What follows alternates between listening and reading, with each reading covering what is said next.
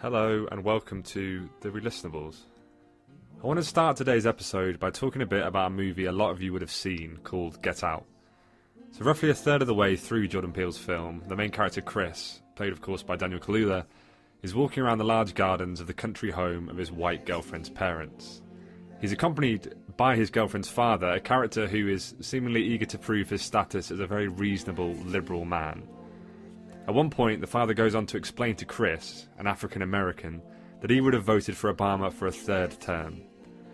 It's an equivalent of that classic line a lot of us will have heard, and perhaps a few too many of us might have said, the "I'm not racist, I have a black friend" line. When I was watching this scene, I found myself imagining another line following on from that. A line that maybe goes something to this effect. "There's no way I'm racist, Graceland is one of my favourite albums." Of course, in the film, that line never comes. But it does make you think. Graceland by Paul Simon is undoubtedly one of the most beautiful pop albums of the 20th century. A buoyant mix of competing rhythms and melodies that are simultaneously somber, effervescent, and so very easy to listen to. It's also a controversial album that was born out of a painful racial context, an album that's marred by accusations of musical theft and colonialism, or at the very least political naivety. Beyond that, however, this is a joyous album, a testament to musical collaboration, inventive lyricism, catchy pop melodies, and perhaps, despite its difficult legacy, Graceland marks a successful shot at redemption by a Paul Simon in the midst of a midlife crisis. As always, we'll start the show off today with an interview with the artist from around the time the album came out. Then after that, I'll be on the phone with Laurie and Ollie this time for a look back at this incredibly re-listenable album.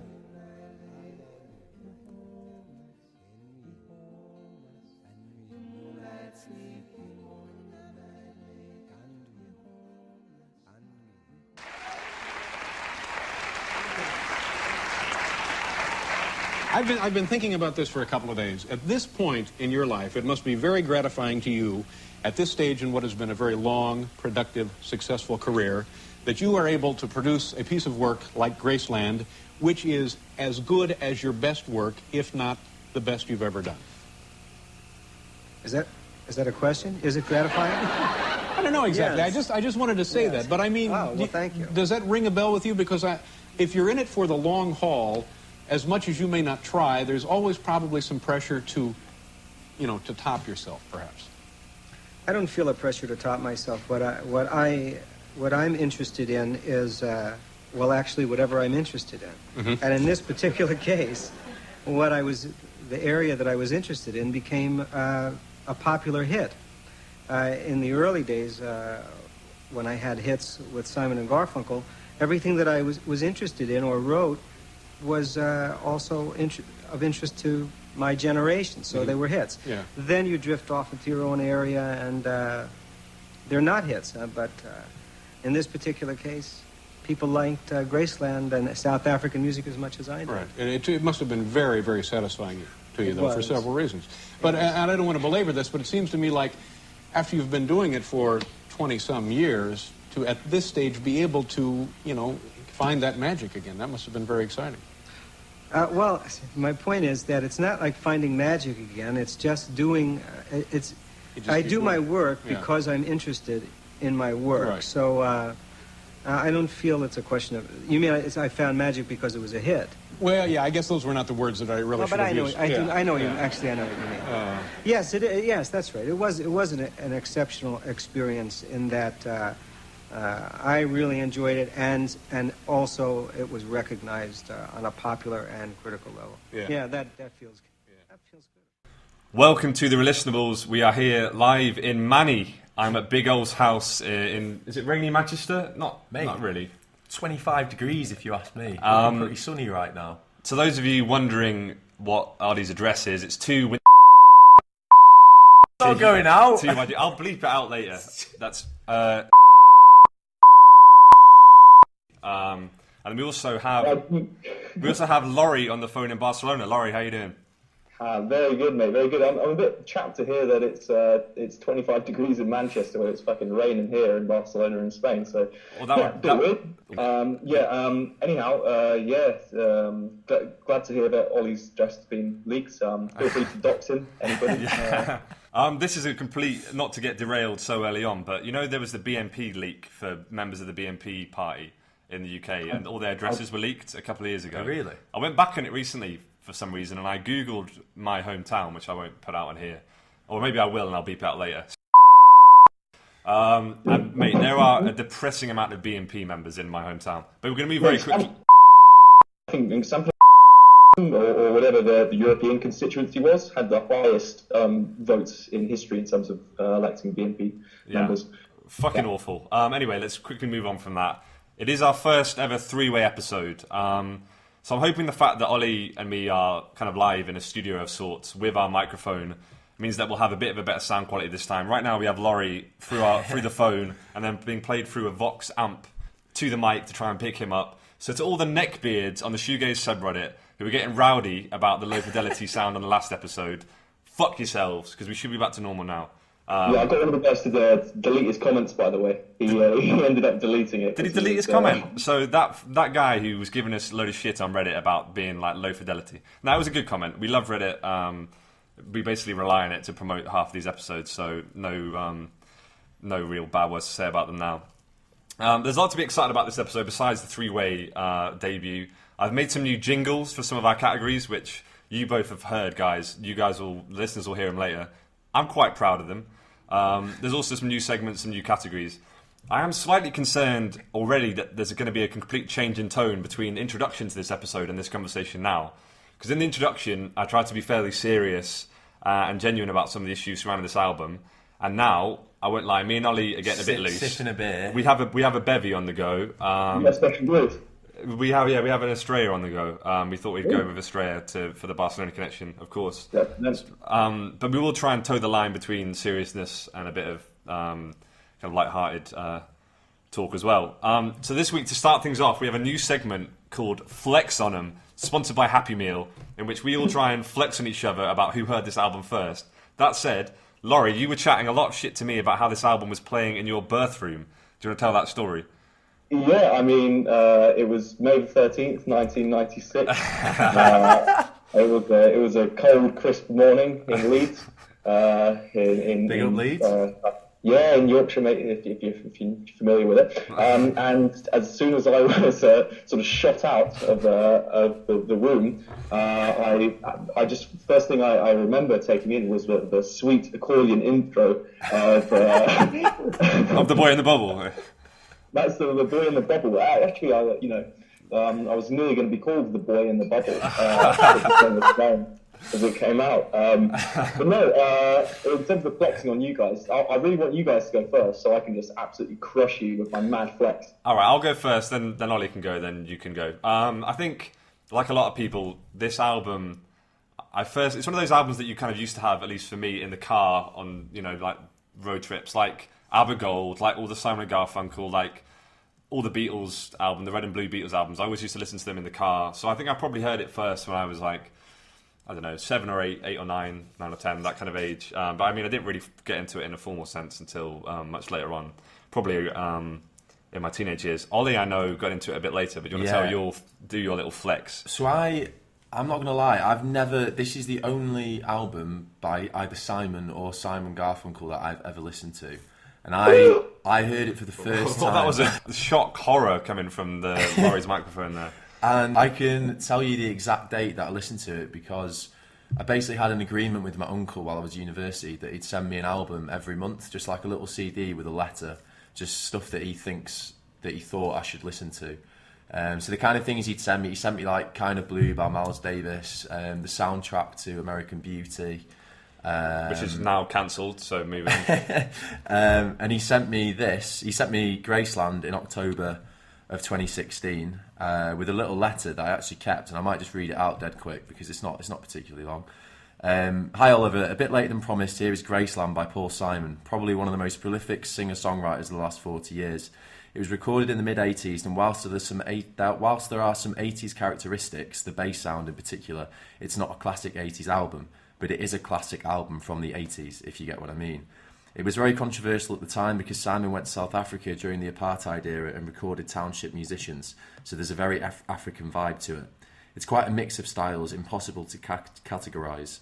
Simon was accused of exploiting black musicians and breaking the cultural boycott on South Africa. History might show that he actually helped put a spotlight on what was going on in the country. He also toured with some of the African artists and helped launch the international career of Ladysmith Black Mambazo. Having recorded the musicians in South Africa, he came back to the States and wrote the songs around samples from the recording. He found it quite hard to then add lyrics to the music because the rhythms in African music change quite a lot, and the music itself tends to use 3 major chords. But it's an interesting album. So yeah, he said you must stick with this because it'll grow on you. Your Auntie Jane doesn't like it very much, by the way. Happy listening, Alton.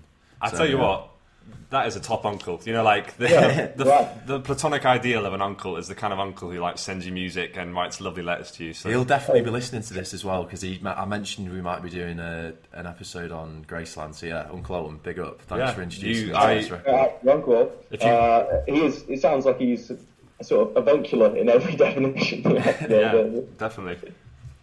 Alright, so let's get it over and done with. Do you want to just flex on us? Right, go on. I've been warming up as well for this one. I did a few sort of squats and stuff. Essentially, it's probably I would say my dad listens to this album, huge amounts, and I've always remembered listening to this album ever since I was just really young.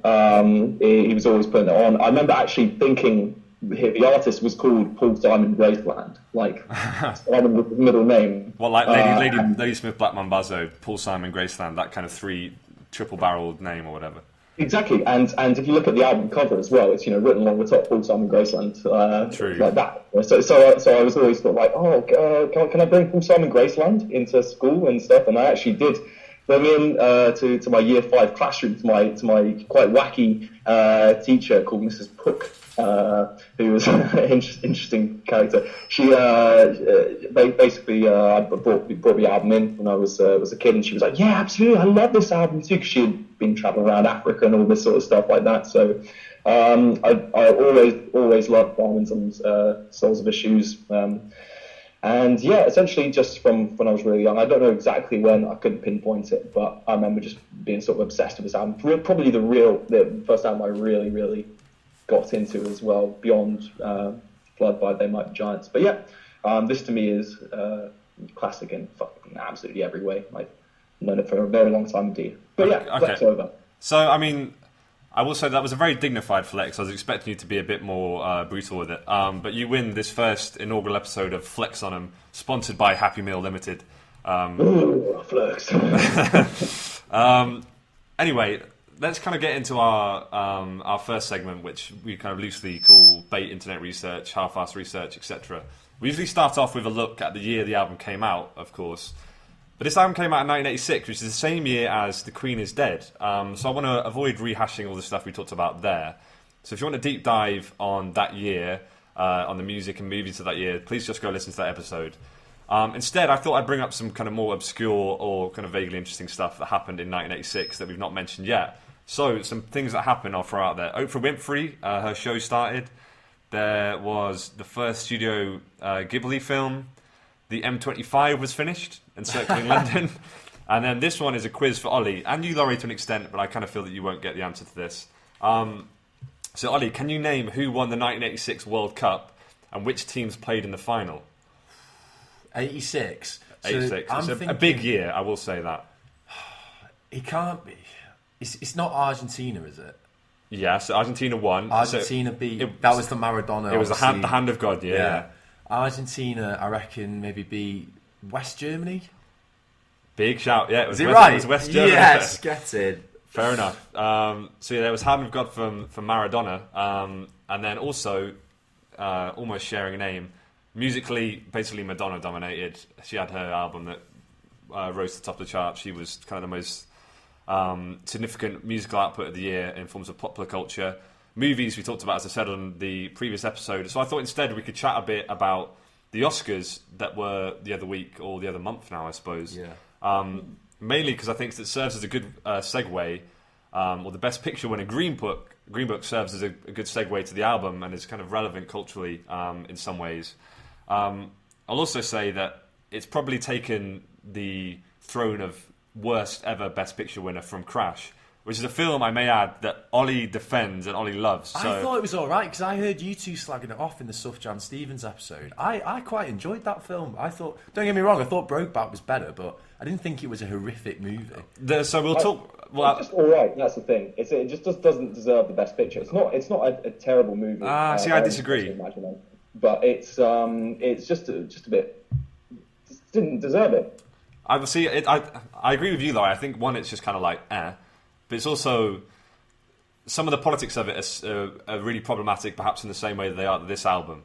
So you know how Green Book won, and it's essentially a tale of kind of two people from opposite races come together, and then friendship binds them, and they overcome adversity. Bad. Yeah, and Crash has a similar kind of narrative arc, which we won't go into now. Essentially, I want you to denounce Crash live on this podcast, or otherwise you're going to get fucking cancelled, Ollie. You either toe the podcast line, or you're out. You're going to swap me out for my uncle? Yeah, Alton. Is it Alton? Alton, yeah. Alton, you're on. Now, we'll bring up Green Book later, and I have a bit of an analogy with this album. Long story short, Crash is terrible, and the Oscars this year were, with the exception of Olivia Colman's speech, very boring and not really anything. I can't say I ever plan on watching Oscars acceptance speeches. I just find the whole thing fairly dull. Well, it's all just a kind of big pat on their own backs. Laurie, any big takes from the Oscars this year?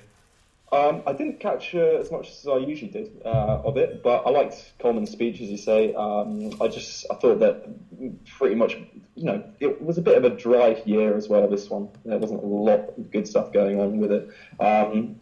Honestly, I didn't pay too much attention to it. I watched sort of the main speeches and looked at the results, but I definitely didn't stay up and watch it. Did you stay up and watch it? I stayed up and watched the first half and then gave up. Last year I had a load of bets on it and lost about £40 because I thought that would be motivation to stay up if I bet money on. And then I realised to just never bet on the Academy because they will never reward good films. I remember because I was living you at that point. You were. I remember you were fairly confident that you had one. Well, I thought that I only won one bet, which was Get Out for Best Original Screenplay. I lost everything else because of the most. Talking of mediocre Best Picture winners, The Shape of Water, a pleasant film, but as if that is the pinnacle of cinema for a year. We went to watch that at the cinema. We did, and it's going to age badly. But anyway, we need to move on. So I just want to kind of give a bit of context to the album's origins.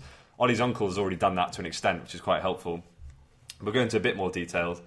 Basically, in 1984, Paul Simon was kind of emerging from his, I suppose you could call it a fallow period almost. And he'd become obsessed with this bootleg cassette tape that had been loaned to him by someone called Heidi Berg, who was a singer-songwriter with whom he was working as a producer.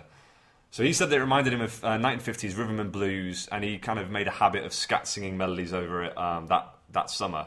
He then instructed some of his contacts at Warner, the label, to try and track down the artist responsible for the tape, which is titled Gumboots Accordion Jive Hits Volume 2. And then through South African producer Hilton Rosenthal, they managed to find that it was from the South African group, the Boyoyo Boys. So at this point, it's worth mentioning that Heidi Berg, the person who gave him the tape, originally wanted Simon to produce her own album that was going to be inspired by this type of South African township jive style. And this is the first instance in which Paul Simon stole an idea from someone. So it was her idea to record an album in this style. She gave him the bootleg cassette, and then him, using his money and influence, flew out there and... Quickly? Sorry? May I interject on that one? Please do interject.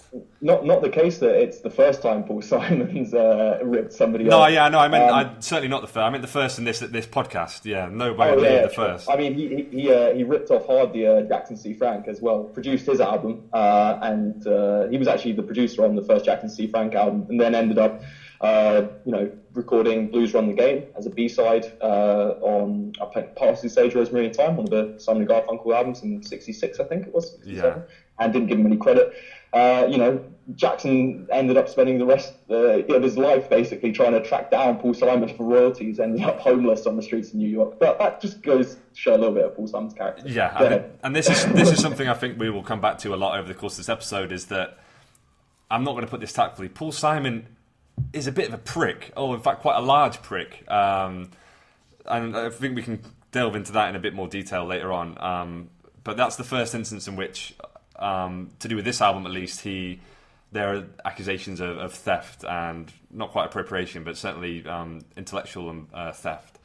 Probably not the last accusation as well. Yeah, it's not going to be. So Simon's quoted as saying that his first thought when he found out that the Boyoyo Boys were from South Africa was, "Too bad it's not from Zimbabwe or Nigeria. Life would have been a bit more simple." Which really gets to the root of the issue, which is of course South Africa. Which I think we want to talk about a bit more in how this album's aged. So, Laurie, have you got any other kind of trivia to throw out there that's a bit more lighthearted before we delve into the issues surrounding this album that are ultimately to do with life and death and to do with apartheid? So, yeah. Have you, honestly, most of my points are to do with the following. Yeah. So I think we should sort of jump right into that. Before we do that, I'm just going to go a bit about the name, because this is kind of a nice little story to distract us and get people lulled into a sense of a pleasant atmosphere before we tear that all down. So Graceland, the track, also the name of the album, and then the lyric, "I'm going to Graceland," had begun as a kind of throwaway, tongue-in-cheek lyric that Paul Simon couldn't get out of his head, because he had no intention of writing a song about Elvis Presley. But then he really couldn't get it out of his head, so he kept it in, and then he eventually visited Graceland, which is Elvis's old mansion, and now Memphis, Tennessee. Yeah, it's like a museum or shrine to Elvis now. Apparently, Paul Simon was brought to tears by the experience, and I quote, "Being in the crowds that come to Graceland is like a religious experience." So ultimately became the name of the album because Simon believed it represented a spiritual direction or a journey was embarked. So is he trying to say that the people that visit Graceland, Memphis, Tennessee, that kind of journey was reflected when he went to South Africa? I suppose that's his point, right? Because he was the mental state, isn't it? Really, yeah. He was, as I mentioned earlier, he was coming out of his fallow period, if you want to put it that way. So he was in a tough time in his career. So he felt that going to Graceland and then writing this album was a spiritual period of growth, and he embarked on some kind of journey. So I think he makes the comparison that people who go to Graceland to see Elvis's home are the same in the same way that he went to South Africa. Okay. I mean, yeah, Laurie, do you have anything on that? Yeah, in terms of it being spiritual, he says sort of the song has quite a spiritual tone to it. The actual track itself, title track Graceland, which is the second off the album, it's pretty interesting because it has got that sort of like the 50s style Elvis sort of Johnny Cash style shuffle beat going on, and it's sort of a standout track on the album in a sense because it's the only one which really has more of the sort of it's sort of a pure combination of that sort of 50s shuffle style with some of sort of the African guitar licks and Afrobeat sort of stylings of it as well. But yeah, lyrics in that song like where we all shall be received. It's got very sort of religious overtones to it. So it's quite a religious spiritual tune, I think. Absolutely. So before we get into the real meat of the stuff, apartheid, last thing to mention is that in an interview for this album album promotion in 1986, Paul Simon said, when asked what he'd been listening to at that moment, he named two artists, one of which we've already done an episode about, and one of which we've kind of done an episode about in forms of, they have a connection to a previous artist. So he said he'd been listening to The Queen Is Dead by the Smiths as he was recording this album, and also Jesus and the Mary Chain, which of course relates to Loveless. So it all comes back together, guys. Paul Simon, man of eclectic taste. Which makes sense. Right, let's just jump into it. What has aged the worst about this album? And it's the political context of apartheid in South Africa. I think apartheid is one of those things, I think a bit like the Irish Troubles, that people of our generation aren't really exposed to or know very little about. It isn't really taught much in school. It's not talked about. There's never any modules in history, at least for my... By way of an example, I might just mention that while I was at work last night, I was chatting to one of my colleagues. I said that I was going to be coming on this podcast chatting about the album and why it was so contentious because of apartheid. She didn't even know what that was. She didn't know what apartheid was. She didn't know what apartheid was. And I was stunned, to be fair. I was pretty shocked. But yeah, you're right. Like this, our generation, it feels like the Troubles and apartheid, two humongous events of the 20th century, are just not talked about. Everyone knows about World War II. Everyone knows about the Falklands in the UK, but they're the Falklands is irrelevant when compared with what's going on in South Africa and in Ireland. But just to focus a bit more on South Africa, and before we really delve into it, I thought let's not make the same mistake that Paul Simon did, and I'm going to give some credit to some of the musicians involved in this album. So, all told, Paul Simon spent 2.5 weeks cutting tracks in Johannesburg, working with different South African groups and members of groups. So, The Boy in the Bubble was recorded with, and I'm sorry about these pronunciations, I'm going to try and do my best, Teao Metesheke from Lesotho. He also recorded with General MD Shorinda and the Gaza Sisters. He recorded with the Boyoyo Boys. Then he formed a band that had Ray Fury playing the guitar, Isaac Mithsli playing the drums, and then Bagiti Kamalo playing on bass. Then he also, of course, met Joseph Shabalala, who was the lead singer and composer of Ladysmith Black Mambazo, who later recorded with in London and New York, and then collaborated with quite extensively over the album. So that's us giving out a bit of credit where perhaps Paul Simon didn't. I'm going to throw this out there for you guys. On paper, and I mentioned it in the introduction, Ollie's already said, on paper, Graceland kind of works like a prequel to Get Out. It's about a rich, middle-aged, ostensibly liberal white man who preys on black musicians for their eyes and ears and is then reborn. I have nothing to say about that. Firstly, Paul Simon was very pro-Vietnam. I wouldn't necessarily call him the most liberal person. I didn't know that. Part of him and Garfunkel's beef was the fact that Garfunkel was anti-Vietnam and much more of a hippie, and Paul Simon was very sort of, quite conservative in his way.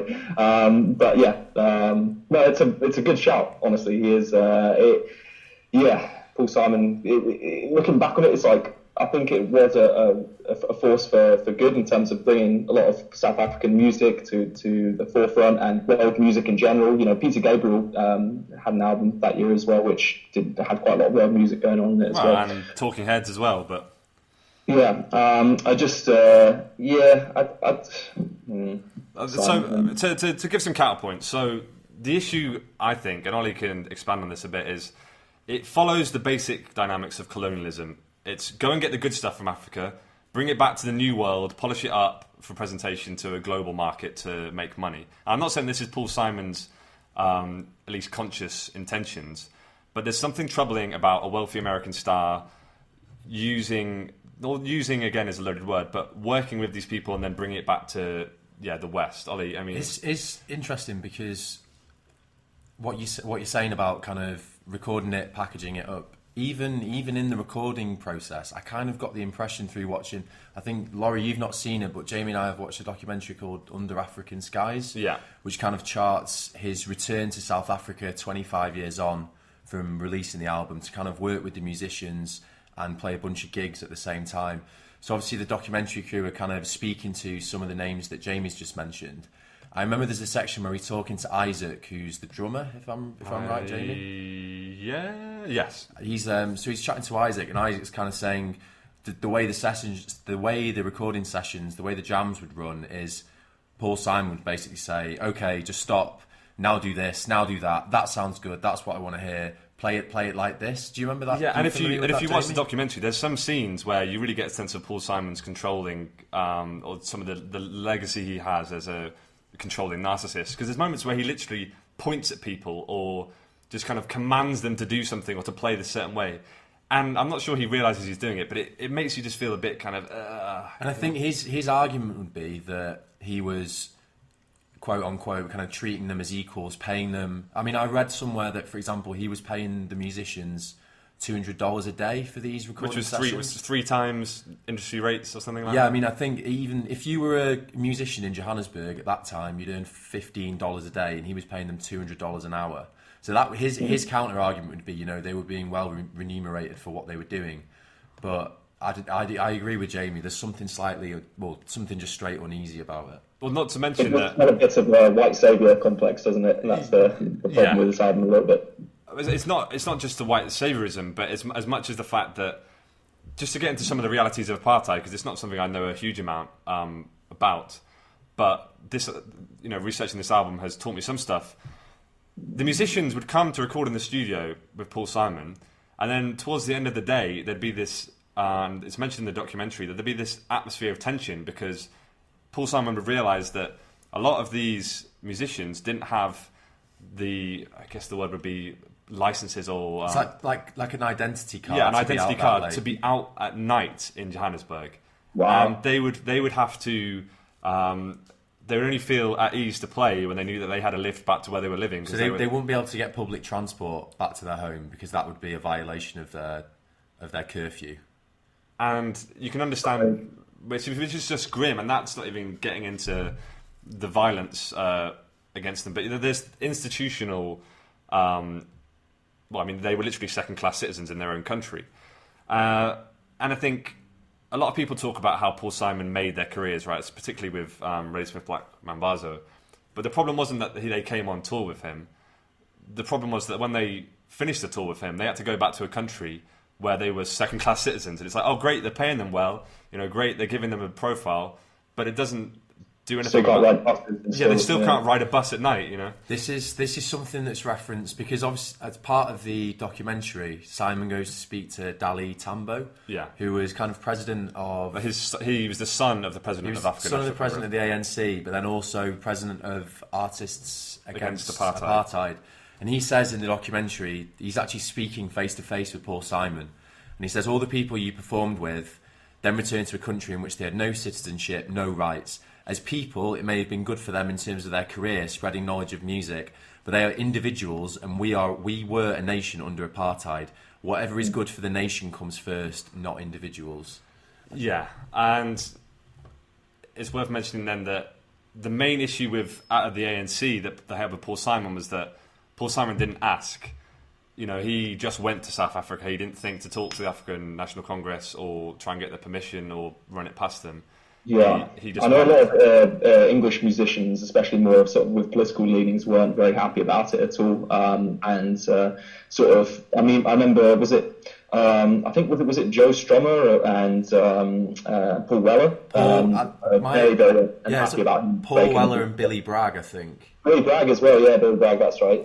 Were very unhappy about him sort of... doing it. Didn't they give him a sort of a cease and desist letter, sort of an informal one, sort of what you've done, especially with the sort of controversial choice of Linda Ronstadt being on the album. So that's worth mentioning. So one of the controversies around not much this album, but music in South Africa at the time was about Sun City, which is if I believe it was like a high class resort for basically white South Africans. In which, if I'm understanding this correctly, certain types of music or entertainment was allowed in Sun City than wasn't in other areas. And the idea being that it's okay for rich white South Africans to listen to it. So to be fair to Paul Simon, he turned down playing there multiple times. But as you were about to say, Laurie, right, about Linda, do you want to say that? Yeah, Linda Ronstadt, who's obviously a singer-songwriter, pretty big in the 70s and 80s. She sings duet on the Graceland album. But yeah, she performed, I think, was multiple times. I don't know, was it just the once or? I think maybe even multiple times she'd played at Sun City. So it's like, you're recording this duet under African skies.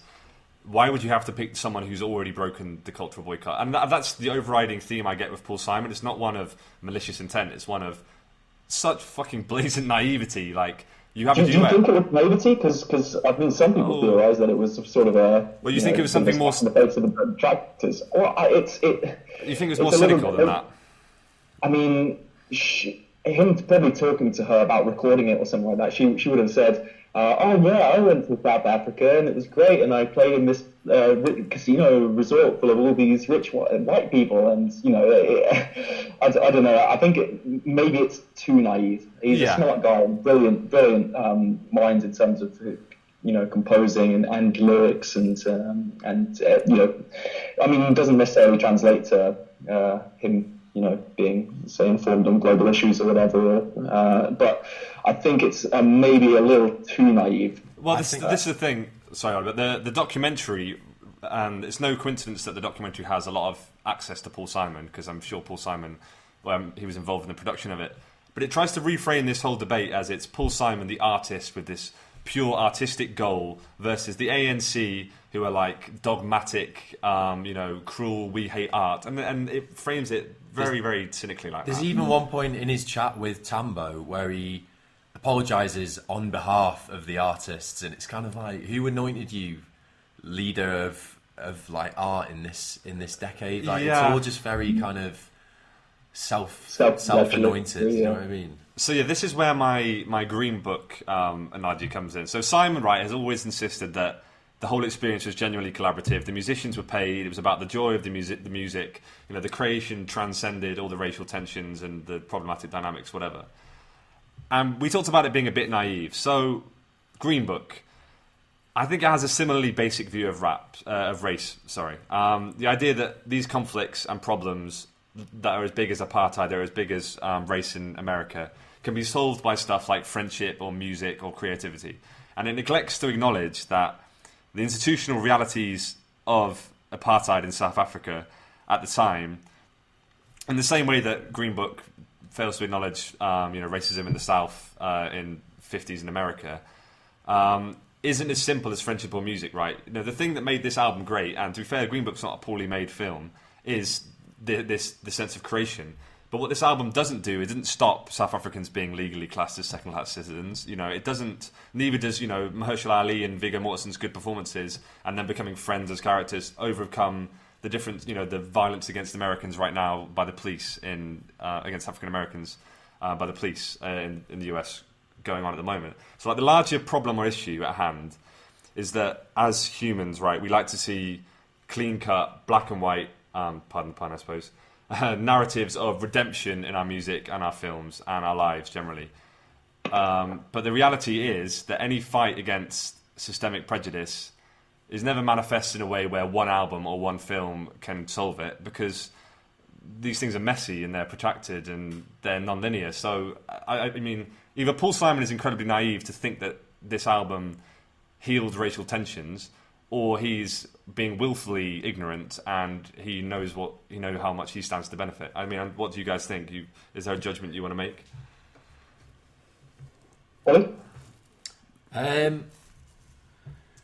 mean, I kind of agree what you're saying about him being willfully ignorant, because as you mentioned, Laurie, like, he is an intelligent man. He would have known what was going on, and there's just this idea that he posits himself as, just a white artist kind of travelling to South Africa. In reality, he's one of the most successful people of the last, decade. Can we try and think of a comparison? So it's someone in their 40s who used to be, so for comparison for nowadays, someone in their 40s who was in a really, really famous band and is now still making music. Like Damon Albarn? Yeah, it'd be like Damon Albarn. Great comparison. African musicians. Great comparison. Can you imagine him going to, there's no comparison, and it's someone that high profile doing it. So go on, Ollie. Yeah, the idea that he can kind of posit himself as, just another artist, and these people wanted to work with me because of music. It's kind of like, do you have any idea how famous you are and how much leverage you have? It just kind of, I don't know. Yeah, and as Dali Tambo says, right, a boycott only works if it's a complete boycott. So, and to not even contact the ANC, just. It's not. I don't see it as naive. I just see it as you said, arrogant, Jamie, arrogant and so ignorant. arrogant. Yeah, Laurie, go on. Yeah, I mean, all I was going to say is that I don't think he had particularly political intentions. It was more of a sort of, I think it really just came out of him loving the music and his sort of fascination with it. What I will say is that, regardless of if his intentions were pure, or if he knew what he was doing going over there, it probably did, because of how absolutely huge this album is. Don't forget that it had a huge single, and You Can Call Me Al was a massive hit. A massive tour, a massive world tour. Huge world tour, and everybody was singing, the praises of this album. It was massively critically acclaimed at the time as well. So to some degree, I think it probably did bring more of a global awareness to the situation going on with apartheid. And I mean, it's not explored in the album like that, but I think probably a lot more people understood after listening to this album or found out about apartheid. It's probably how I found out about apartheid when I was a kid, sort of asking, about this album and everything. So I think that it was interesting in terms of bringing awareness to all. I did want to ask both of you guys a question, though, in terms of, do you think that do you believe in cultural boycotts? Do you think that they're effective, or do you think that they're important or necessary? I don't know, because what situation in our lifetime has demanded it? Israel. Yes, in that case, yeah. So I think, for example, Radiohead playing in Israel was last year. They got a lot of abuse for that. They did, from Roger Waters and Ken Loach. And there's been a recent boycott in the electronic music community of Israel that I'm aware of, that people of the ilk of Ben UFO, for example, have signed up to. Does Ben UFO not DJ in? So he's basically said that with the political situation as it stands, he's not willing to play in Israel. Obviously, I remember reading a post about this on Instagram, and he's saying that it was something that he hopes can change in the future, but at the moment, as things stands, he will not play there. There's quite a few electronic DJs that have become part of that, for sure. Lorde, actually, as well, she was under immense public pressure. She announced, I think last year or the year before, a bunch of public dates, dates in Tel Aviv and in Jerusalem and stuff as well. And essentially people just rinsed her online to the point where she pulled out of it and said, "Oh, I'm sorry, I didn't realise it." But honestly, guys, I don't believe in cultural boycotts. I think what Tom York said about it in particular, I think was very fair. So Radiohead, they announced that they were going to be playing in, I think, some shows in Tel Aviv and Jerusalem as well. I don't think it was in Jerusalem. I think it was just Tel Aviv. Tel Aviv, sorry, yeah. And obviously, the usual sort of anti-Israel crowd came down them hard. Notably Roger Waters, who's sort of Pink Floyd, who was at the spearhead of the movement, who has been, very, very vocal opponent of Israel for a long time. So it's a case that what Tom York said as a response is that, it's very, very condescending, firstly, to think that we don't consider any of these things. Secondly, Johnny Greenwood, the guitarist and, sort of one of the greatest masterminds in Radiohead, his wife is an Arab Jew from Israel. And it's incredibly condescending for them to sort of throw shit at them in public, saying you don't understand the situation. Now, I think that's fair enough, because by doing a cultural boycott, you're not depriving the politicians. You're not making a huge statement against the government. You're depriving the people of art. No, but the point is that you're legitimizing the government by doing something by continuing to cooperate. Yeah, and doing something that's the whole point, right? In playing, it's not about depriving the people of art. It's that if you play in this country, you're saying, "Oh, it's just another country." Instead of saying that, "Oh, Israel is systematically, killing." Do you think that's going to impact at all the government? I really think that a very minimal impact to the politicians, to the people who are making the decisions. And if anything, it antagonises the people more, because I don't know about one thing about this album is that sort of redemptive, well, maybe it's not the most redemptive album or whatever, but art and music is one of the main sources of sort of of redemption, and gives people their redemptive power. I think that it's pretty unfair to deprive people who are going to go to these concerts a lot of the time will mostly be sort of regular people who without crazy views, without all this sort of stuff. Yeah, the people they're not the people who are suffering though. Look, I think that what you've just said touches on what I tried to articulate earlier, and that you talk about music being redemptive. My point is that music isn't as redemptive as we'd like to think. We're all music lovers here, and it has clearly redemptive power in individual cases. But the situations we're talking about in Israel or in apartheid South Africa, they're not based on individuals, and it's something that Dale Tambo said as well, right? For the individuals, it's super redemptive. For the people going to the shows, it's super redemptive. But that's irrelevant when we're talking about institutional systemic prejudice, because those things are not linear, they're not narratively satisfying. Ollie, I get that, and as I say, it's a case that I'm none of us here, I'm sure, condone Israel, obviously, or anything like that. However, I think the average concert goer is you're taking something away from them rather than it being sort of a big political statement against the government. But as I say, I think we have to agree to disagree on this one. We will agree to disagree, and before we move on from this, because we could talk about this topic for literally about 2 hours, can you guys guess which band ignored the cultural boycott? To South Africa or Israel? To South Africa. Queen. Queen. It's Queen. Yes. They did. Yeah, and of course they did. Again, we reiterate in this podcast, besides Freddie Mercury, fuck Queen, fuck Bohemian Rhapsody the film, fuck Queen. Honestly, talentless, mediocre bastards besides Freddie Mercury. Oh, honestly. Absolutely, yeah, no time. Right, let's, very quickly before we completely move on, also lots of accusations about theft on this album. I'm just going to summarise it because we don't have time to go into it. The Mexican-American group Los Lobos, on the last track, All Around the World, on The Myth of the Fingerprints. Apparently that was stolen from them without Paul Simon even telling them. So yeah, that's certainly an issue, but we can't really go... Sorry?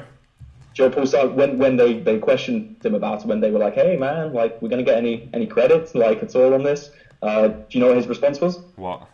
Something along the lines of, yeah, let's see who's got the better lawyers. Yeah, what a dickhead. Right, so we'll put that to bed. Let's go on to something a bit more positive, a bit more lighthearted. Apex. Is this the best album of Paul Simon's solo career? Is it better than Simon and Garfunkel's albums in their totality? Is it better than some of Garfunkel's solo stuff? The answer is yes. The answer is yes. Laurie, what do you think? Is this Paul Simon's pinnacle of his whole career? No. No. No.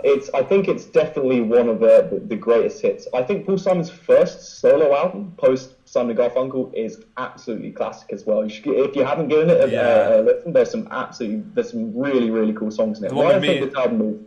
Sorry, go ahead. The one with me and Julio down that's a trick. It's nowhere near as revolutionary as this album, though. No, and that's what makes this album sort of as a great standalone in his career. You know, a lot of the albums with Simon Garfunkel or his solo music is very sort of acoustic guitar driven, very sort of traditional instrumentation on a lot of things.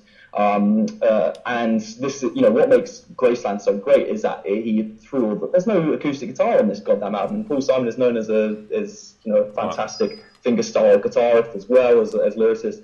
And there's none of that going on in Graceland. That's what makes it such a great standalone album. But I think his first solo album I would put on maybe slightly lower tier than this, but it's still absolutely fantastic. Okay. I urge you to have a listen to it. What about it's really creative songs like Kodachrome on it as well. What about Bookends? Are you saying that this is all Bridge Over Troubled Water? Do you think that's this? Well, I was going to go into Simon and Garfunkel's music as well, which I think I would probably say I enjoy a couple of Simon and Garfunkel's albums as much, if not more, than Graceland, including Bookends, Bridge Over Troubled Water. I think.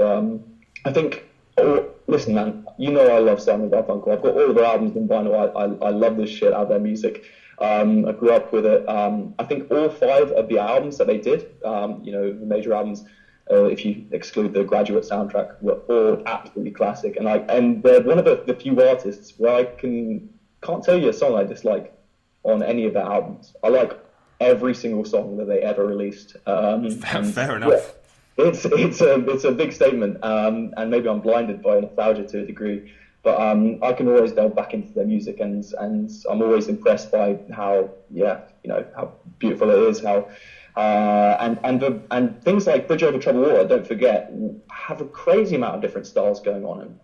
There's lots of sort of there's almost like a Afrobeat sort of in Why Don't You Write Me, big piano ballads in Bridge Over Troubled Water itself. I mean, he's just a great songwriter, isn't he? He's but all I'm saying is that Graceland wasn't the first time that he showed a variety. No, fair enough. A range of different styles in his music. I would say it's definitely one of the best things he ever did, but I would put it in the top 3 to top 5 of his albums. Okay, well, I mean, I think I'm surprised by this because I think you're being a bit harsh. I think this is, in my opinion, I've not listened to that much of his solo career, but I think it's his best solo album, and I think it goes neck and neck with Bookends, which is my favourite Simon and Garfunkel album.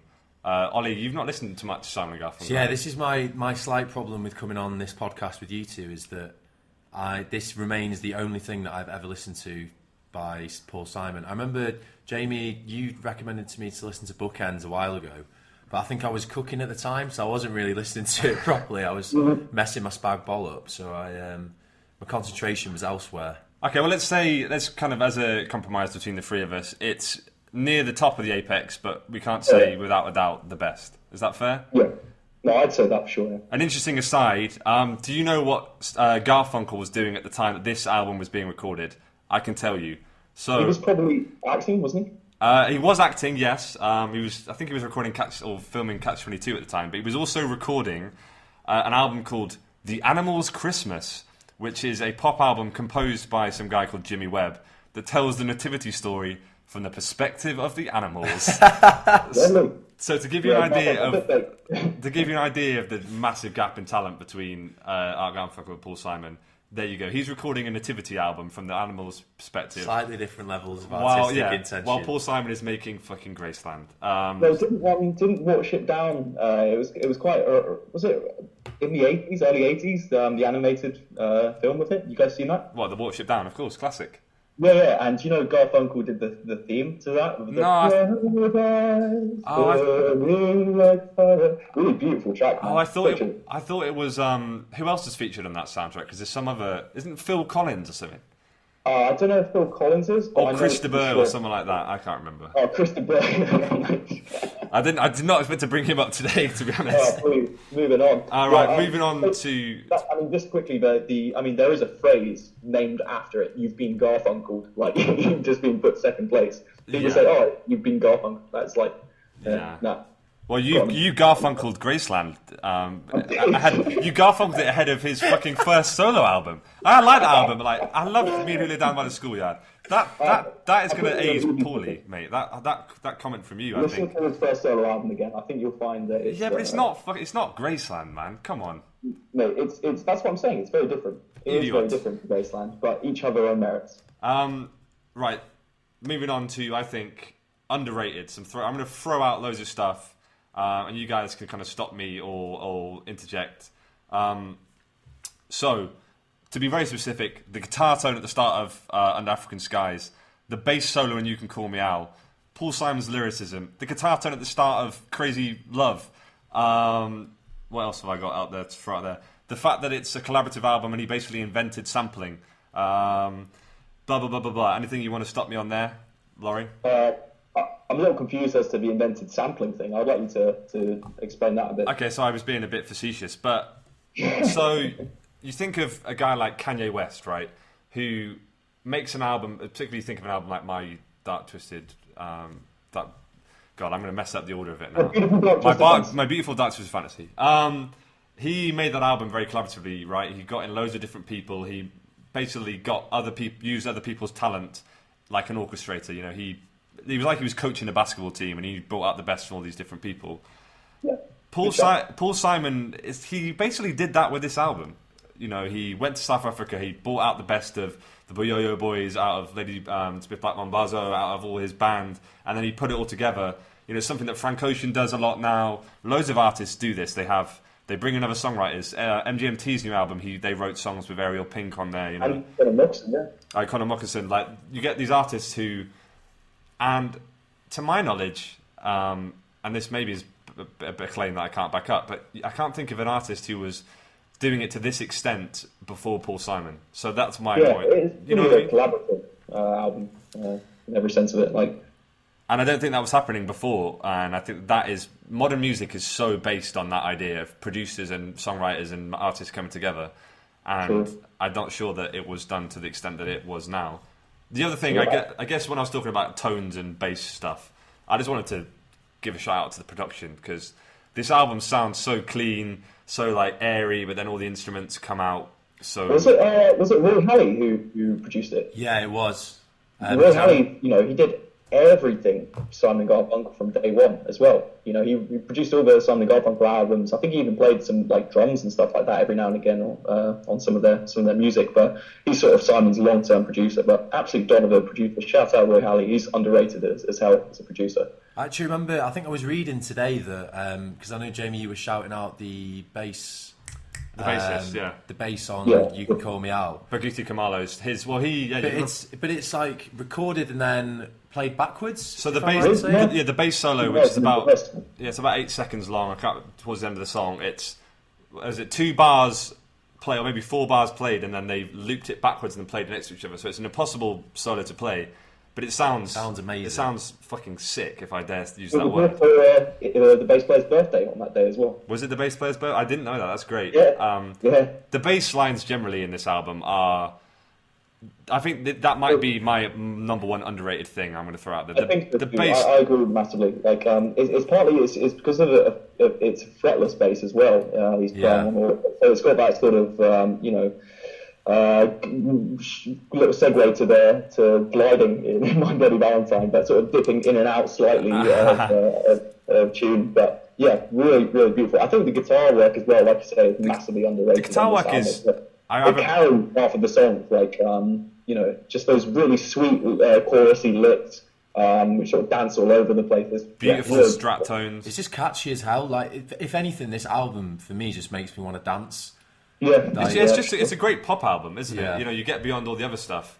It is, you can Call Me Al on or Diamonds on the Soles of Her Shoes. It's such a danceable, catchy, as you say, anthemic, poppy.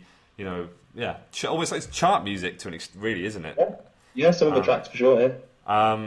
So yeah, I mean, how about this? As underrated about this album is instrumentation, and again to shout them out, the band that Paul Simon put together, their work they've done in this album is amazing. The guitar tones, the drumming, I think, is incredible as well. Let's not forget that. Not just the percussion sounds, but some of the grooves. The bass playing is,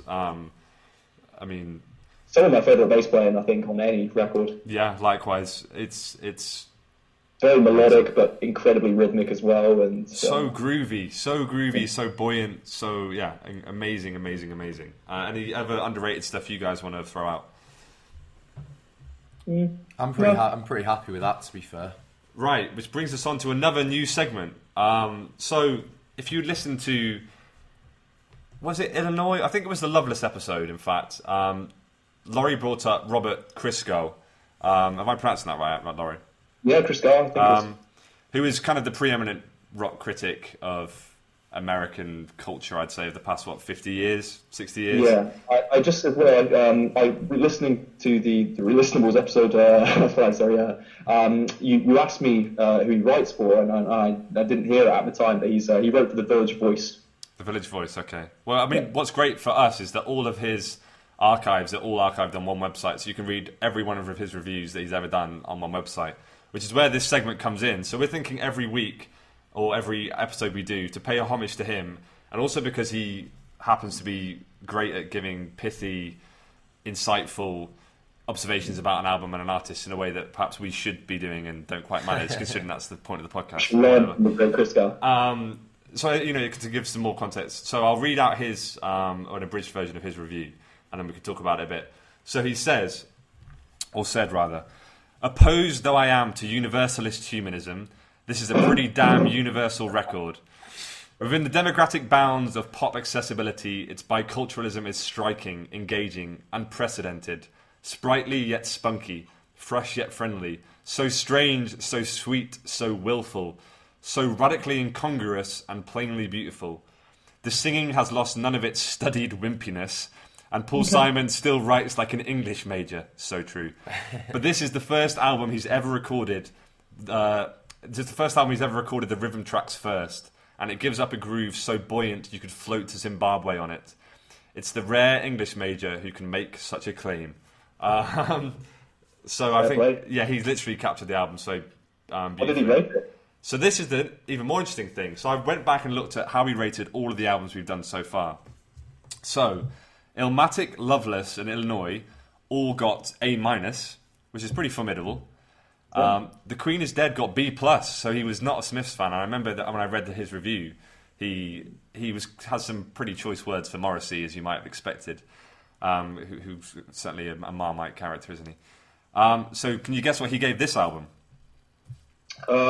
Based on the other ones being A- and B+, he didn't really say anything bad about it. So I would say B+, A. He gave it an A, so he gave this the highest rating of all the albums we've done so far. So we can keep a track of that and see if we can have anything that gets beyond it.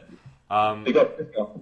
Big up Christgau. That's just a nice little segment. Ollie, you got? I think the English major point is completely spot on. I think a week ago I was planning on having quite a savage takedown of the lyrics on this album, and I've kind of warmed to them slightly. But I do still think he's trying to be far too clever for his own good. So this is he does have like he likes to be very literary. I think he's a fantastic lyricist, but he knows how hard he's trying. I think the lyrics are very, very different to like a lot of his other music. I mean, he's some of the other songs are pretty, you know. There's some doggerel out there, you know, in terms of him just writing silly sort of throwaway lyrics. And I think a lot of the lyrics on this album are very surreal and silly for the sake of it. Like, in comparison to some of the Simon and Garfunkel lyrics, they're very, very different. I would say probably overrated is Paul Simon's lyrics on this album. I agree with you 100%. You're saying they're overrated? I 100% I'm not agree with you. saying, yeah, for sure, dude. Like, I mean, there's some really cool, like, surrealist images painted, like the sort of lasers in the jungle. I like that. The girl who calls herself the human trampoline. I mean, obviously they're silly. Yeah. They're not supposed to be. But what winds me up is there'll be something like in I Know What I Know, and there'll be a line that's as beautiful as "She moved so easily, all I could think of was sunlight." And then he'll try and follow it up with, you know, Fulbright, and it's just like you don't need to force the rhyme. I don't know. One of the things I thought when I was listening to this album is it's almost like he's trying to be a bit Bob Dylan-y. You know how Bob Dylan has the kind of rambling, lots of internal rhyme style to his lyrics. Yeah. It's like Paul Simon's doing that on some of these tracks. I don't know. I think he pulls it off. I think The Boy in the Bubble, I Know What I Know, and Graceland, the track, have some of my favourite Paul Simon lyrics. But as you said, Laurie, they're very different to like Kathy's song or Wednesday Morning 3 AM or Poem on the Underground Wall. Oh, yeah. Which are pure and thoughtful, I think, and a lot of Simon and Garfunkel's music and a lot, or sort of traditionally sort of English major. Which are a lot more English majory, a lot more I'm trying to be like Robert Frost. Kind of. I could definitely imagine these type of lyrics coming on at like a poetry slam or something like that. They are a bit poetry slam. And that's what kind of irks me slightly about the album. I hate poetry slams so much. Performance poetry is the bane of my existence. Like, fuck it. Poetry's better on the page. Read it. Why do you have to perform it? Anyway, sorry. Right, next category. Another new one as well. This one wasn't as fertile as I might have hoped. This category is called Best Meme. So the idea was that we're going to try and find the best memes surrounding the album. But Paul Simon is not very memeable. Like, there was not many memes about this album. Laurie, did you find anything? No, not really. I mean, Paul Simon he's a very serious sort of figure in general, and I think he takes himself quite seriously. So, he's actually, he's very funny. I remember they're really, really funny. It is just a Paul Simon sort of funny moment, rather than a meme. So, I mean, as I say, very, very dry in terms of the meme research for this. I didn't really find anything. But there was a really funny moment I just wanted to talk about when he's. Have you ever seen this when he's presenting a Grammy with John Lennon, I think, to the album of the year back in 72 or 73, maybe in 74 or 5. And it's really funny because they go up at the top at the start, and then John's like, I used to make music with my partner Paul, and Paul's like, I used to make music with my partner Art. And then the winner of the award is actually what's her name, Olivia Newton-John from Greece. And you never guessed who's accepting it on behalf is Art Garfunkel. Goes up to accept the award on behalf. Oh, that's awkward. And it is so awkward. It's so funny. And one of my funniest moments from Paul Simon, he says straight into the microphone when Garfunkel's up on stage, he goes, I thought I told you to wait in the car. He said what, sorry? I thought I told you to wait in the car. Eesh, that's harsh. That is harsh. Well, we got some good stuff about their relationship later, which I'm looking forward to talking about. Ollie, have you got any memes? I've got nothing, but I do like the idea of this section, and I think especially if we start doing a bit more on social media, it would be quite funny to start posting some of the stuff we find. All right, do you want to have a fucking meeting about, a meta conversation about the fucking podcast? We should turn the mic off. I only found one meme, guys, and it's not really a Paul Simon one. It's like a Simon and Garfunkel one, and it's pretty poor, but can I explain it? Explaining a meme is difficult in itself, but I'm going to try. So it basically has a picture of Simon and Garfunkel looking very young and angelic, and then it has written in the classic meme font. Are you ready for this? Hello, dankness, my old friend. I've come to meme with you again. That is that. That was the best meme I could find. Hello, dankness, my old friend. It's poor, isn't it? It's not fantastic. Yeah, it's not great. I mean, I can show it to you, Ollie, seeing as we're live in Mani. But I'll post it along with the episode to the listeners who wanted to see it. But yeah, hello, dankness, my old friend. If you're at home listeners and fancy making some memes, send them in, and we'll buy you a pint. Or to memes at the Relistenables at Gmail. Right, moving on again to the next category. This is the big cheese. Best track. Right, Ollie, do you want That's to take an easy one as far as I'm concerned. Homeless. Oh yeah, beautiful. Best track though. Yeah, 100%. I think it's a straight shootout between Diamonds on the Soles of Her Shoes and Homeless for me. But I think the thing that I will take away or remember most from this record is Ladysmith Black Mambazo, and some of the sounds that they're able to create as a group are I've never heard anything like that in my life, and I think it's most apparent on Homeless, and that's my favourite song. And speaking their song, isn't it? Is their song. Yeah. And speaking of them, on the documentary, as we've already discussed, Paul Simon doesn't come across that well. Ladysmith Black Mambazo come across so well. They seem like such genuine, exciting, loving, beautiful people, honestly. And the thing is, you're right. I think you two are definitely right that it is their song.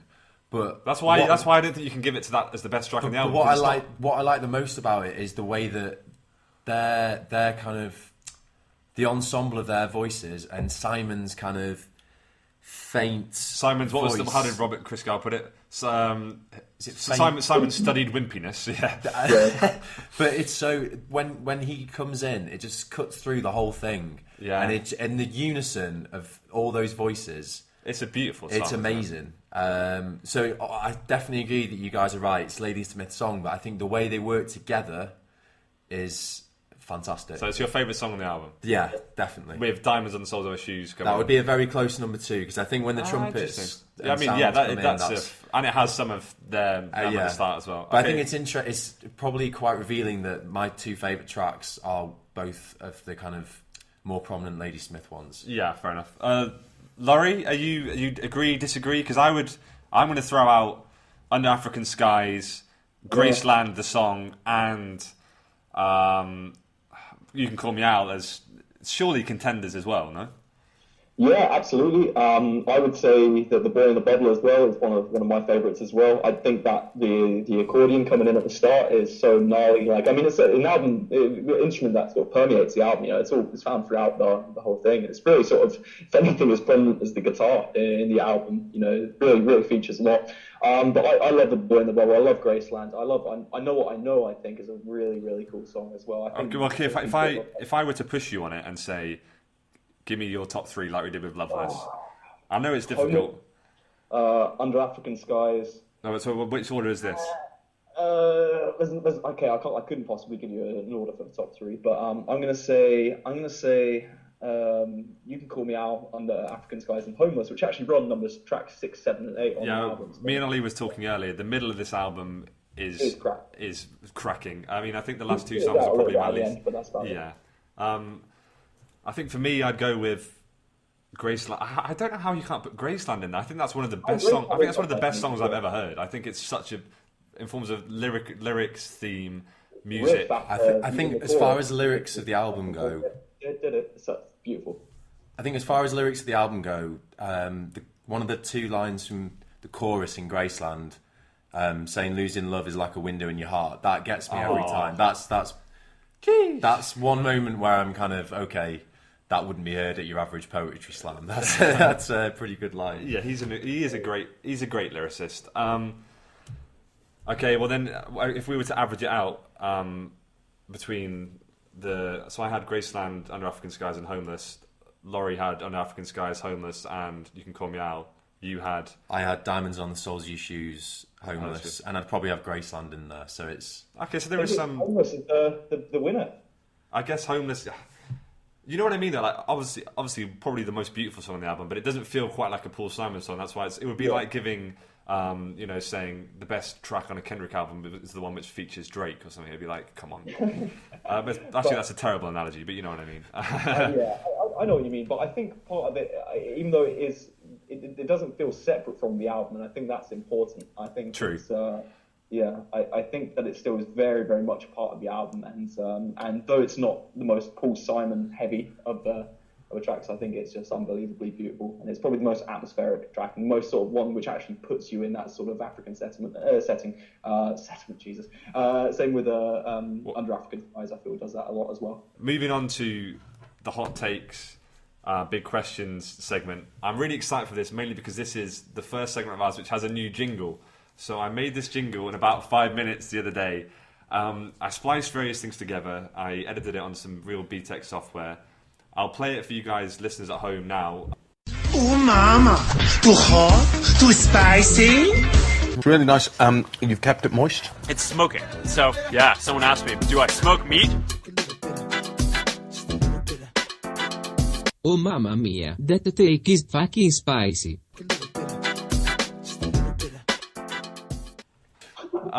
So, guys, what you're fans of that, right? Quality. Oh, I'm in tears, man. I love it. That's a 5 minutes well spent as far as I'm concerned. Okay, so I'd almost forgotten to mention, we are having a competition for you listeners. I want some more interaction. If you can successfully name the origins of all those little spliced up samples that we just played that make up this jingle, and then you can tell me, you can either tweet me at Jamie P. Cameron, you can message either of us on Instagram, I'll put those all down in the description, you can email us at relistenables@gmail.com, we'll find a way. If you do that and you get it right, I will PayPal or Venmo you, if you're American, £3.50, which is enough for a pint. Good luck with that, because some of them are fucking obscure. And that goes for the jingle that we'll play later as well. So if you can get all of them, then you win the competition. So, as they said, we're ready for some fucking spicy hot takes. I'm going to go out with the first one, and then you guys can join in later. Is this an all-time ultimate midlife crisis album, a.k.a. the best album released by someone in their 40s? Laurie, what do you think? I think, definitely. I've got some other contenders here as well. Okay, so you read out. We'll all give out some contenders. You go first, Laurie. Okay. Firstly, anything by Sting post Police. So true. Sting is big time. Sting is midlife crisis heaven. Go on. Sorry. Like Sting playing like a lute or something. It's just the most midlife crisis thing I can think of. Some of the late 90s, early 2000s Bowie albums, man, Jesus Christ, there was some shit there. I love Bowie, and I think he's got a really fantastic discography, going from his OG stuff to his 70s stuff, 80s stuff, then to like late 2000s, early noughties, wicked music overall. Has a huge amount of albums, but he has one album in particular called Reality, and to all the listeners at home, Google the album cover.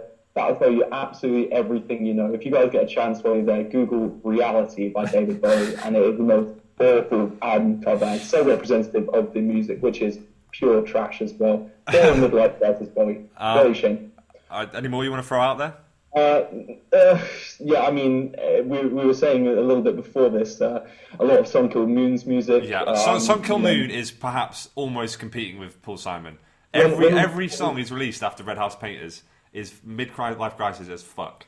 I think, a lot of the lyrics to the song Sunshine in Chicago as well, very midlife crisis. What's the lyric where it's like, my band played here in the 90s a lot, when all our... What was it? Sunshine in Chicago makes me feel pretty sad. It makes me think the 90s when we had lots of female fans and fuck, they all were cute. And now I just sign posters for guys in tennis shoes. Yeah, that's it, yeah. Sun Kill Moon, big time. This one's a bit of a power on Ollie, because I know he's a big fan. Richard Hawley, his whole solo career is so midlife crisis, surely. I still love it, though, because it's his whole shtick. I love it. He's just nodding, he gets it. One of these days, we will have a podcast episode on Cole's Corner, because I would do that. I love Richard Hawley as well. That is a glorious record, even if he is moaning on about having lost love and found love and how it's eluded him for so long. It's like he's definitely on his sixth divorce if he's not. You know what I mean? Like he's working through his stuff without a doubt. I would put Richard Hawley on par with Tony Christie. Like, that's hard. Richard Hawley's like respected more. Yeah, he got nominated for a Mercury Award. He collaborated with the Arctic Monkeys. If the highlight of your career is collaborating with the Arctic Monkeys, who's saying it's the highlight, mate? We're gonna fall out big time, pal. If you think that's the highlight. No, I'm just pulling. Didn't he win? Oh no, because when Arctic Monkeys won the Mercury Award, they were like, "This one's for Richard Hawley." No, they were like, "Richard Hawley's been robbed. Someone ring 999." Almost as obnoxious as their Brit Award speech the other year. Any others you want to put out, Ollie? For midlife crisis? I mean, I think we were chatting about. I think Richard Hawley's a good shout. Richard Hawley's the only one I can think of, really. Sting was I think recent Nas. The most recent album is a bit midlife crisis. The one where he's holding his ex-wife's dress. Yeah, that's not a bad shout. Or maybe even some recent Dr. Dre. Could you say, or the most recent Eminem? Eminem! Oh, fucking hell! The last Eminem album. What's it called? New rappers and stuff, isn't he? And Kamikaze, and it's very that's very bitter, isn't it? Is it called? What's the new Eminem? The most recent Eminem is it Slim Shady 2 or something? There's Kamikaze.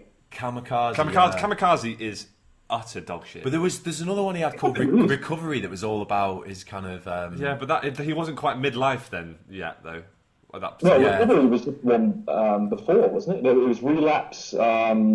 Recovery's the one which had. There's a lot of Eminem records beginning with RE here, like Relapse, Recovery, Revival. Eminem he deserves a career retrospective at some point, and I think that it will not be kind on him. You know what I mean? It probably will not. Towards the end, he came at the right time. If he came 10 years later, he would be cancelled quicker than you can say cancelled. You know what I mean?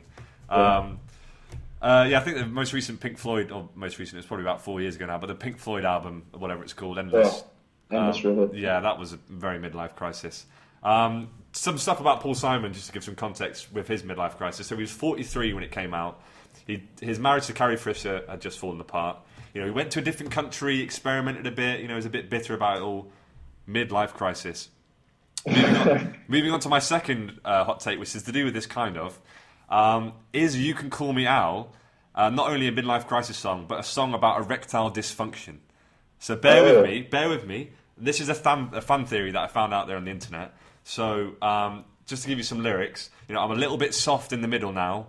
Why am I short of attention? I've got a short little span of attention. Apparently, if you look over the lyrics, it's a song about having not only a small penis, but one that is perhaps lacking in its supply of oxygenated blood.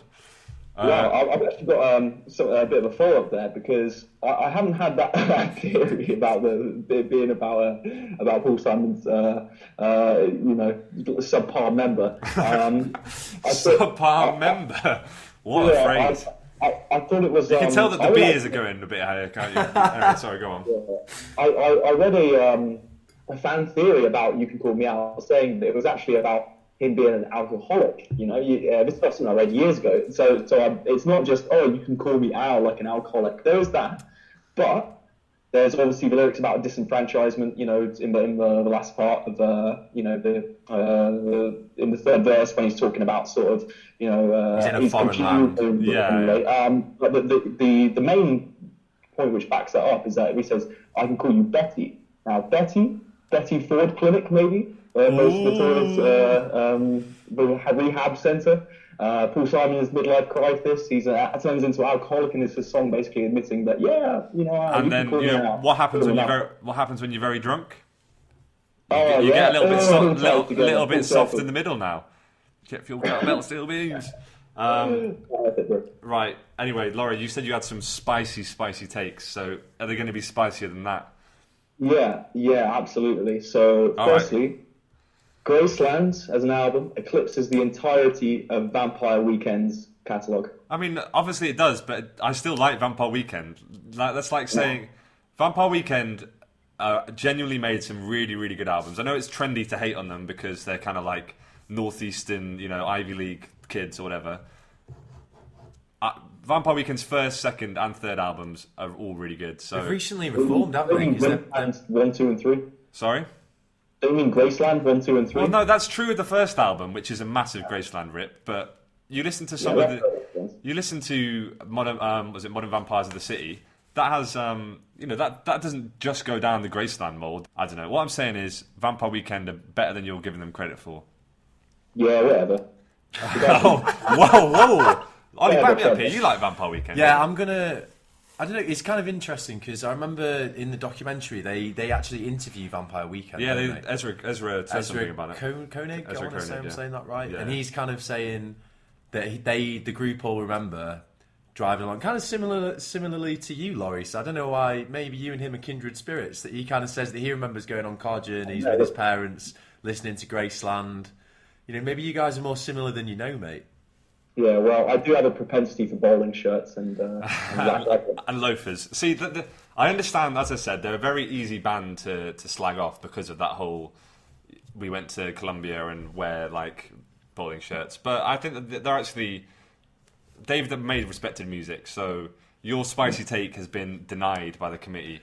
Fizzles out. I'm going to bring up another one, which I think is pretty picante.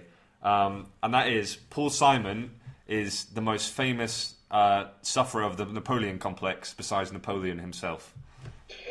Paul Simon is very, very small. I think he's maybe 5'2", something like that. I think I've read some. When him and Garfunkel were performing live, Garfunkel would sit on a stool, a very high stool, and Paul Simon would still be smaller than Garfunkel sitting on the stool. Yeah. And it's just like, wow, Jesus Christ, this is a very small man. So do you know what John Lennon said about him? About Paul? And we will preface this by saying, because it's John Lennon, it's characteristically rude and probably problematic. Yeah, he called him the singing dwarf. Classic. I also want to kind of get involved with some armchair psychology. So you have the small, very talented, insecure Paul Simon, and then you have the tall, confident, medium talented Art Garfunkel. Maybe that explains something about their kind of dilemmas. There's a quote in an interview that Art Garfunkel did in which he says that at school he felt sorry for Paul because they met when they were children. He felt sorry for Paul because he was so small and offered him love and friendship as a compensation. And then to quote, "That compensation gesture has created a monster." Yeah, I mean, things are pretty frosty between them now, I know as well. They historically hate each other. They hate each other. It's worth noting that Art Garfunkel is the same guy who called his son Art Jr. And comes across in every interview I've ever read of him as a equally narcissistic and obnoxious man as Paul Simon. So. Yeah, I read an interview with Garfunkel once where he's defending, like, he's dying on the hill of 50 Shades of Grey being good literature. Seriously. Garfunkel did this. Yeah. Well, Garfunkel. Seriously, man, he's going on about how it's a wonderful book and it's sort of like a modern great, like it should be a classic and all this sort of stuff like that. He also on his website on artgarfunkel.com he publishes every book he's ever read. I'm not joking. There's a list and it's dated from the year he read it of every book he's ever read up to 2019. Someone who does that is a weapon. Yeah, a weapon. Yeah. Yeah, so I mean, now's the time to throw out any kind of stories you may have or takes about Garfunkel and Paul Simon's relationship. I don't know, I mean, when I was talking earlier about their sort of interaction at the Grammys, it's quite funny because, when Paul Simon says the thing about, I thought I told you to stay in the car, everybody screams with laughter for a while. Garfunkel looks pretty hurt for a second. Yeah. And he stops and then he goes, "Oh, you're still writing, Paul?" Which is quite a good vibe, but as a comeback. And then Simon says, "No, I'm trying my hand at a bit of acting, actually." Oh. Which is a good vibe back. Ouch. And then Lennon's pissing himself. He's laughing, and Garfunkel starts going, and Olivia Newton-John is very appreciative of this award and all that, and then John Lennon's like, "Oh, look, he's so serious, man. Look how serious he is." And he's like, "It's a very serious award. It's very serious." It's funny. Humorless and It's funny you talk about John Lennon because Art Garfunkel was talking about how, to quote again, George came up to me. This is George Harrison. George Harrison came up to me at a party once and said, "My Paul to me is what your Paul is to you." aka the Paul sidelined us. We were the true talent, and the Paul McCartney and Paul Simon ruined it all. They're all just bitter, aren't they? They are, mate. Yeah, they're pretty big. Yeah. Right, you got any more takes, Laurie? No, I mean, all I'll say is that in terms of who's going to live the longest, who's going to die first, definitely Simon. Because Garfunkel does, like, he walks from, like, coast to coast and stuff. He's, like, very active and very fit. He's always lived a healthy lifestyle. Did you hear that he randomly was a maths teacher for 2 years at high school? No, I didn't hear that. He randomly, like, became a maths teacher in high school for 2 years, and then just as, like, I don't know what you'd call that, an extended hiatus, a gap year. A gap year. Yeah. What I will say in Garfunkel's defence, though, because obviously people like to put him on the shelf, rightly so, for the fact he didn't write a single one of the songs with Simon Garfunkel. He did arrange all of the harmonies, though. I mean, obviously it's just him singing over Garfunkel, but part of the greatest thing about Simon Garfunkel, arguably, is the tight knit close harmony, which is pretty much all arranged by Garfunkel. So he had an incredible ear for harmony. Absolutely insane. He still called his child Art Jr., so... yeah. Right, my final hot take before we move on... I'll put them more after, if that's right. Oh, of course, is... Talking Heads did it better, aka Talking Heads did a better job of integrating African music with American and Western influences on Remain in Light than Paul Simon did in Graceland. Laurie, what do you think?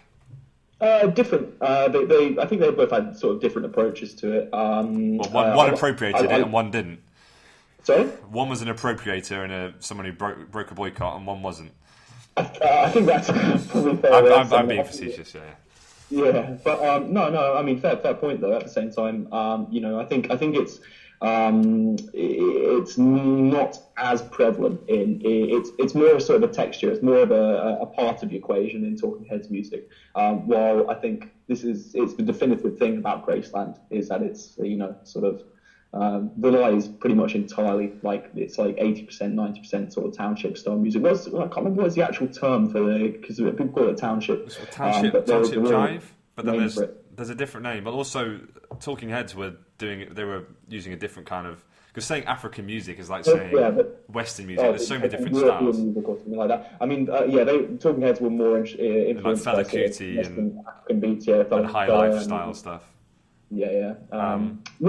Different, but fair shout. Would you like to hear my last hot take?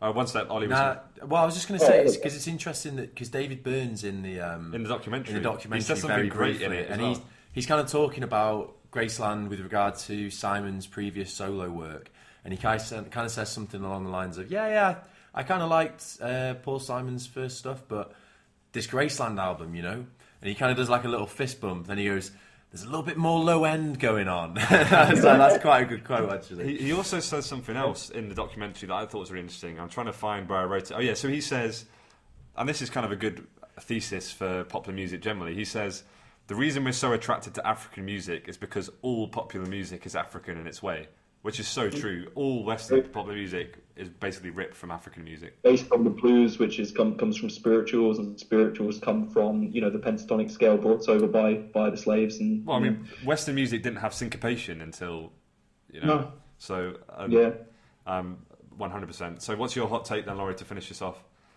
My hot take is actually to do with the album artwork. I would say. Should we? Okay, that's a good.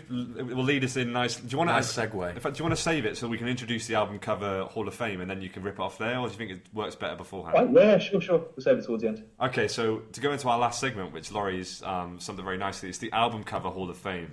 So some of you will know that last episode, which is now probably about 3 weeks ago, we reformatted the Hall of Fame because we realised that every single album art was getting in. So we now have some categories within the Hall of Fame. Those being the GOAT album covers, aka the greatest of all time. This is the highest of the high. We're talking Sgt. Pepper's. We're talking Dark Side of the Moon level. Below that, as a tribute to mine and Ollie's favourite phrase, there are the Mad and Sick album covers, which are mad and sick. Okay, very good. Very, very separation there is like one thing mad or is one thing sick, or is it mad and sick? It's mad and sick. It's it's like saying yin and yang. They work as a one in harmony. In harmony, exactly. Like well. Hopefully more harmonious than that. Below that, there is the Decent and Practical. So that's, really good album cover, but it's not mad and sick, and it's certainly not one of the GOATs. And then finally, if you don't make it into the Hall of Fame, it's that your name's not down, you're not getting in category. So You're not on the list. You're not on the list. Your name's not down. So we do have another jingle for this segment, which I'm very excited to. I think to it's premiere. even better than the first one. I think it's my favourite jingle. Yeah. So this is again the competition reminder. If you can name some of the samples that I've used, or in fact all of them, I will PayPal you or Venmo you £3.50, which is enough for a pint, unless you live in San Francisco or London. Or I mean, the place I'm taking Jamie to in like 10 minutes' time is £1.60. So if you want to get up to Manchester, you could have a couple. There you go, Taddy's Lager. So I will play that for you guys at home now, and then also I want to play it again for my co-host, so we can have a little chuckle to ourselves. We all need to celebrate Goat Man. Goat Man, yeah, that's him. Yo, that is mad and sick.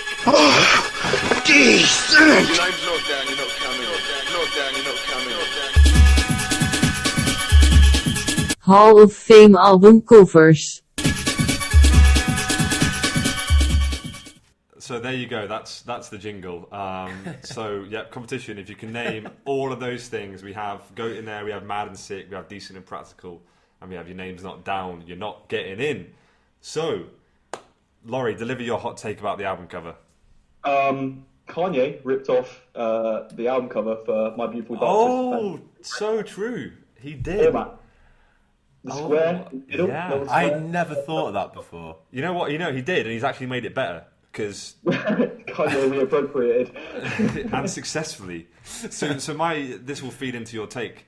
So the cover art of this album is an Ethiopian Christian icon from a collection at an art museum in Essex. I think it dates to around 1500 AD.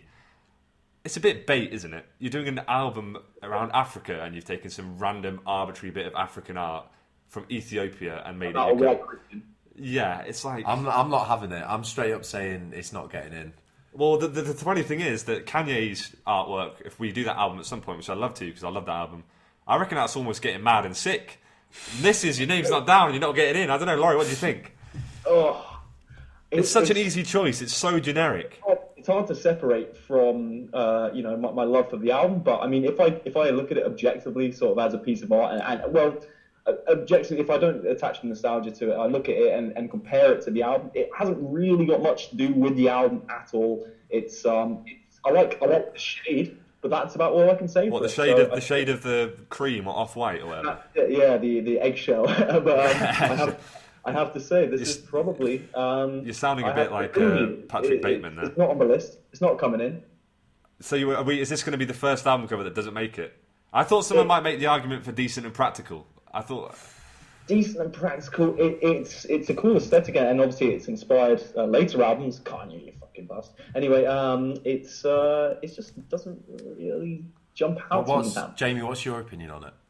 I mean, I think it's offensively bad. Wow. Oh, I'm not sure. I think its concept is offensively bad. I think it looks nice, and I think, as you said, Laurie, it's hard to disassociate it with the album and how much that might mean to me musically. But if you think about, he's literally gone to South Africa and thought, oh, what can I make as my album cover? Let me get a random bit of art from Ethiopia that's not even like, African Ethiopian. It's white Christian Ethiopian. And definitely saw it in like an African museum in the States. That works. Yeah, it's just so generic and basic. So I think on those grounds, are we really going to let that be in our Hall of Fame, lads? Absolutely not. If I was a bouncer and that came up to me, I'd say, Your Name's Not Down, you're not getting in. Is that sorted then? Are we going to agree? Yeah. It hurts to do this to me a little bit, but you have to. I think the only redeeming feature being that piff, eggshell, off-white tone that is the background. Very Patrick Bateman, James. It is very Patrick Bateman. You know what I mean? Oh, look at the eggshell. The off-white colouring. Does he not play Paul Simon when he's? Or is it Huey Lewis? Huey Lewis, and then Phil Collins as well, yeah. isn't it? Oh, you can imagine. That's talking of midlife crisis. Both Phil Collins is so midlife crisis. I can't believe we didn't give him a shout out earlier. I can't. Well, we do now. And put it this way: if you can imagine, this is a great litmus test for this, right? If you can imagine this particular artist's music being played in Patrick Bateman's apartment when he's about to chop off Jared Leto's head or whatever he does, You're probably a midlife crisis album. You know what I mean? Paul as well. Hey, Paul. Yeah, and Sting definitely would get played in there. Richard Hawley, maybe not because it's the wrong vibe. Mid Bowie, definitely. So yeah, I think we've had it. That's a good indicator. It is a good indicator. Right, we did say we were going to try and make these episodes shorter. We've entirely failed. I think we probably could have gone on for another half an hour if we hadn't cut some stuff short. So we're just all a bit too eager to talk. But that's pretty much it for us today, guys. I hope you enjoyed the three-way episode. I hope, technologically speaking, in forms of the fidelity, you neckbeards on Reddit, we've actually passed your tests. We've tried our best with our microphone and our weird three-way setup across the continent in Barcelona and Manchester. Guys, do you have any last words? I'm just going to say, Laurie, I will definitely try and listen to some more Paul Simon records before I see you in Primavera, because I do feel like I'm upsetting you slightly. I'll try and get that together. And I'll say I'll try and listen to a Richard Hawley album without being sick. Whoa! Right, I take back what I said. Whoa! Oh, mama. Too hot? Too spicy? Right, lovely. Beautiful stuff. Thanks so much, guys, and we'll see you all soon.